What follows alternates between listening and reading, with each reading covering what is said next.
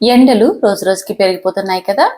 ఇలాంటి ఎండాకాలంలో కారంగా కాకుండా ఒంటికి చలువ చేసే వంటకాలు తింటే చాలా హాయిగా ఉంటుంది. అందుకే ఈరోజు మన ఛానల్లో సమ్మర్ స్పెషల్ రెసిపీ కమ్మని పెసరపప్పు చారు తయారు చేశాను. సాధారణంగా చేసుకునే పప్పుచారు కంటే ఈ పెసరపప్పు చారు చాలా తేలికగా తొందరగా జీర్ణమవుతుంది. మరి ఇంకెందుకు ఆలస్యం, పర్ఫెక్ట్ టెక్చర్తో పర్ఫెక్ట్ టేస్ట్తో రావాలంటే వీడియోని చివరి దాకా చూడండి. ప్రెషర్ కుక్కర్ తీసుకొని అందులోకి 1 కప్పు పెసరపప్పును వేసేసుకొని 3 లేదా 4 సార్లు శుభ్రంగా కడిగాక ఇప్పుడు ఇందులోకి ఏ కప్పుతో అయితే పెసరపప్పు తీసుకున్నామో అదే కప్పుతో 3 కప్పుల నీళ్ళను వేసేసుకోవాలి. అలాగే ఇందులోకి 1/4 టీ స్పూన్ పసుపును వేసేసి ఒకసారి అంతా బాగా కలిసేలా కలిపి మూత పెట్టి 3 విజిల్స్ వచ్చేదాకా ఉడికించాలి. పప్పును మనం గంట ముందే నానబెట్టుకున్నాం అనుకోండి, 2 విజిల్స్ ఉడికించుకున్నా సరే పప్పు మనకి చక్కగా ఉడికిపోతుంది. నేనైతే ఇక్కడ అప్పటికప్పుడు పెసరపప్పును కడిగి వేశాను కాబట్టి 3 విజిల్స్ పెట్టాను. చూడండి, 3 విజిల్స్ వచ్చాక ఆవిరి మొత్తం పోయాక చూపిస్తున్నా పప్పు ఎంత బాగా ఉడికిపోయిందో. ఇలా ఉడికించుకున్న పప్పును పప్పు గిత్తితో కానీ లేదా ఇలా గరిటతో కానీ మెత్తగా చూర్ణంలాగా తయారు చేసేసుకోవాలి. పప్పు మెత్తగా ఉడికిపోయింది కాబట్టి మనం ఇలా గరిటతో కానీ మెత్తగా చేసేసుకోవచ్చు. తర్వాత అదే కప్పుతో 4 కప్పుల నీళ్ళని వేసేసుకోవాలి. లేదంటే మీకు చిక్కదనాన్ని బట్టి అయినా వేసేసుకోవచ్చు. కానీ పర్ఫెక్ట్ టెక్చర్ రావాలి అంటే నేను చెప్పిన కొలతల్ని తీసుకోండి. మీకు ఎక్కువ తక్కువ లేకుండా పర్ఫెక్ట్గా రసం అనేది వస్తుంది. ఇప్పుడు ఇందులోకి 4 లేదా 5 పచ్చిమిర్చిని ఇలా చీలికలుగా కట్ చేసి వేసుకోండి. 2 టమోటాలు, 1 ఉల్లిపాయను వేసేసుకొని ఇది స్టవ్ మీద పెట్టి మధ్య మధ్యలో కలుపుతూ ఉడికించుకోవాలి.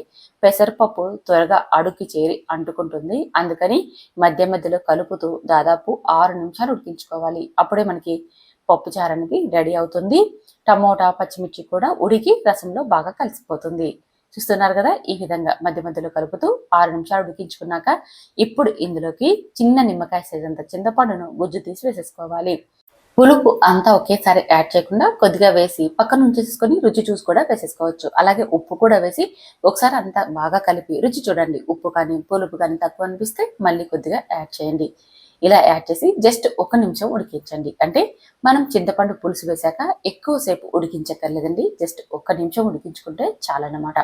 చూసారు కదా, పప్పు చారు అనేది సింపుల్గా రెడీ అయిపోయింది. ఇప్పుడు స్టవ్ మీద నుంచి దించి పక్కన ఉంచేసేసుకోండి. చారుకి మనం పోపు కూడా అంతే ఇంపార్టెంట్గా తయారు చేసేసుకోవాలి. దానికోసం 10 లేదా 15 మిరియాలని కచ్చా పచ్చగా దంచి వేయండి. అలాగే 5-6 వెల్లుల్లి డబ్బల్ని కూడా కచ్చా పచ్చగా దంచి పక్కన ఉంచేసేసుకోండి. ఇప్పుడు పోపు పెనం పెట్టుకొని కొద్దిగా నూనె వేయండి. పప్పుచారుకి ఎక్కువ ఆయిల్ అవసరం లేదు, 2-3 స్పూన్లు అయితే సరిపోతుంది.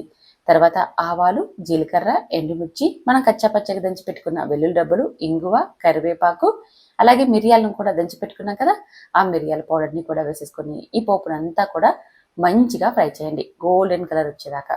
ఇలా ఫ్రై చేసుకున్న ఈ పోపుని రసంలోకి వేసి కలిపేయడమే.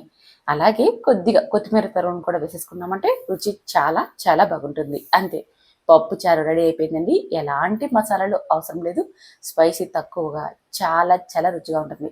చిన్న పిల్లల నుంచి పెద్దల వరకు అందరూ ఇష్టంగా తింటారు.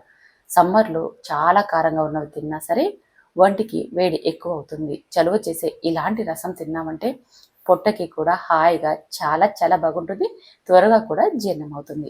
వేడి వేడి అన్నంలోకి పప్పుచారు వేసుకొని తిన్నారంటే ఆ రుచికి అందరూ ఫిదా అవ్వాల్సిందే, అంత టేస్టీగా ఉంటుంది. మరి ఇంకెందుకు ఆలస్యం, ఒక్కసారి నా స్టైల్లో ట్రై చేసి మీకు ఎలా కుదిరిందో కామెంట్ చేయండి.